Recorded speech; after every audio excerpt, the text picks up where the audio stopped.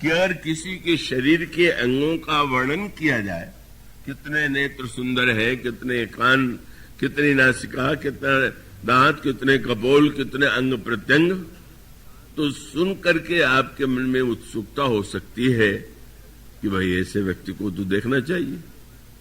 पर सारा वर्णन करने के बाद कोई कहे कि हाँ अंग प्रत्यंग तो बड़े सुंदर है पर मर गया, तो आप कहेंगे कि हम चल के देखेंगे? अरे भाई कहां तुमने सुना है, ले जाके उसको जलाओ।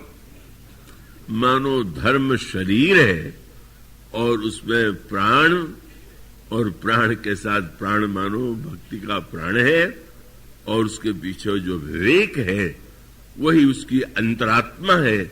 और जब ये तीनों होता है तो जब आप धर्म को समझ लीजिए और फिर अंतःकरण में भावना युक्त होकर के आप सत्कर्म कीजिए, तो वह धर्म वास्तविक धर्म होगा। इसलिए सबसे पहली आवश्यकता है समझने की, है क्या धर्म। बस ये धर्म क्या है बिना इसको समझे परंपरिया देख लिया। इतने बार स्नान करना धर्म है, छुआछूत धर्म है, ये धर्म है, वो धर्म है। आप उस प्रकार को क्रियाकलाप में किए चले जा रहे हैं और अभिमान बढ़ता जा रहा है। हम दूसरों से पवित्र हैं, दूसरों से श्रेष्ठ हैं, दूसरे हमसे छूने योग्य नहीं है। आपके धर्म ने आपको इतना अभिमानी बना दिया कि गोस्वामी जी ने व्यंग कहा, जो कर दम्भ सो बड़ा आचारी।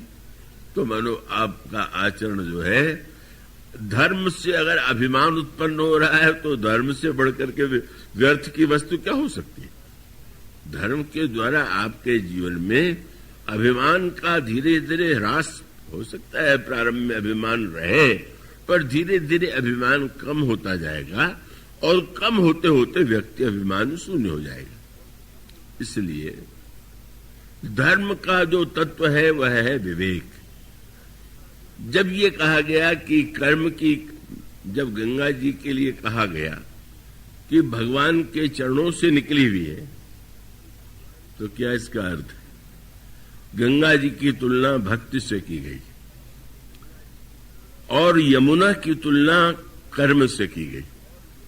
आप वह चौपाई रामायण के प्रारंभ में पढ़ते हैं और वह पंक्ति है, राम भगत जहां सुरसरि धारा और सरसई ब्रह्म विचार प्रचारा, विधि निषेधमय कलिमल हरणी, कर्म कथा रविनंदिनी वर्णी।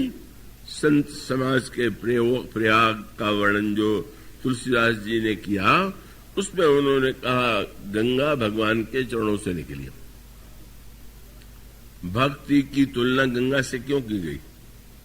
अगर आपको ये लगा कि गंगा जी का उद्गम गंगोत्री से हुआ, हिमालय से हुआ, और आप गंगोत्री यात्रा करके आवे, जब लोग यात्रा करके लौटते हैं तो उनको एक प्रकार का गर्व होता और लगता है कि दूसरे हमारे सामने क्या है, हम अमरनाथ होकर के आ गए, हम गंगोत्री होकर के आ गए, हम बद्रीनारायण होकर के आ गए।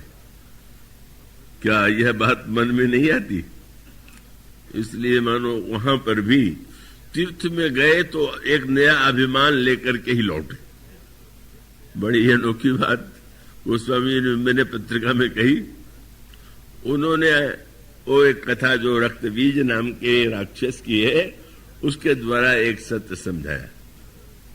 रक्तबीज बड़ा विचित्र शक्तिशाली तो था ही, पर मारने में सबसे बड़ी समस्या ये थी कि मारने के लिए उस पर शस्त्र चलाना पड़ेगा, और जब शस्त्र चलाए तो लिखा हुआ है कि अगर शस्त्र का प्रहार हो तो उसके शरीर से जितनी रक्त की बूंदें गिरती थी उतने रक्त बीज उत्पन्न हो जाते थे। तो डर लगता था कि वैसे तो एक ही रक्त बीज है और हम मारे और बूंद के साथ साथ और हजारों रक्त बीज उत्पन्न हो जाए, क्या करें। गोस्वामी जी ने कहा पाप जो है वो रक्त बीज है, और पाप के रक्त बीज को मारने के लिए आप वे सारे सत्कर्म करते, पूजा करते हैं, पाठ करते हैं, दान देते हैं, यज्ञ करते हैं, ये आप सत्कर्म करते हैं। क्या रक्त बीज नष्ट हो जाता है क्या? उल्टा अर्थ न ले लीजिएगा, इसको करना न बंद कर दीजिएगा, ऐसे अवश्य करते रहिए, पर करते हुए सावधानी जो आवश्यक है। मानो संकेत यही है, कितनी सुंदर बात है कि रक्त बीज पर प्रहार करने के लिए जब कोई पुण्य करता है तो एक नया रक्त बीज और पैदा हो जाता है। और ये सत्य है। आपने लोभ को मारने के लिए दान का अस्त्र चलाया और ऐसा लगा कि लोभ छोड़ा, तभी तो आपने दान दिया। तो भले ही कुछ समय के लिए लोभ छूट गया हो, बस उधर दान दिया और उधर मैं दानी हूं, एक रक्त बीज और पैदा हो गया। एक समस्या ये है कि जितना पुण्य करते जाएंगे उतना रक्त बीज एक एक बढ़ता जाएगा।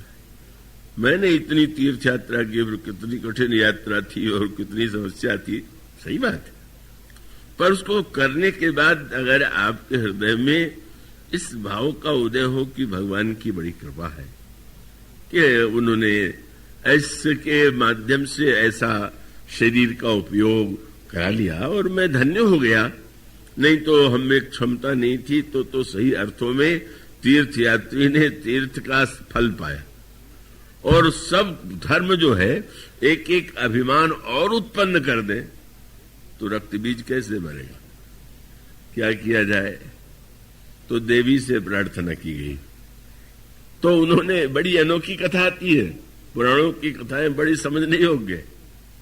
तो देवी ने अपने कई रूप बनाए, 3 रूप बनाए, और एक रूप से वे उन्होंने रक्त बीज पर प्रहार किया, पर उसके रक्त को भूमि में गिरने नहीं दिया।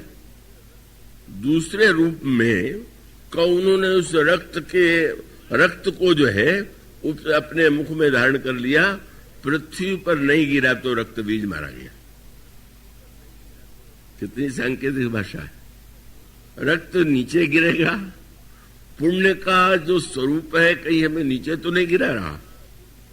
और तब इसका अभिप्राय यह है कि किसी भी तरह से पुण्य होते हुए भी पुण्याभिमान न हो, ये उपाय चाहिए।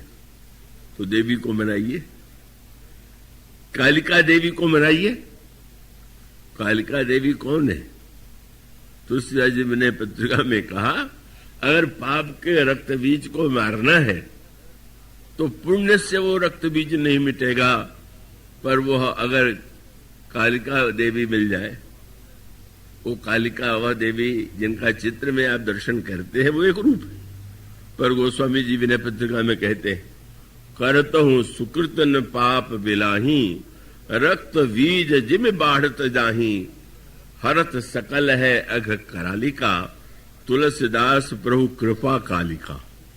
भगवान की कृपा ही कालिका।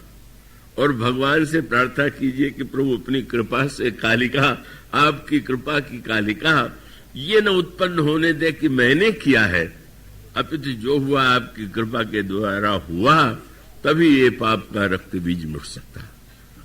इसलिए मानो सारे शास्त्रों का जो चिंतन है वो चिंतन तो बड़ा उत्कृष्ट है। उसका अभिप्राय ये है कि हम मूल की ओर ध्यान रखें।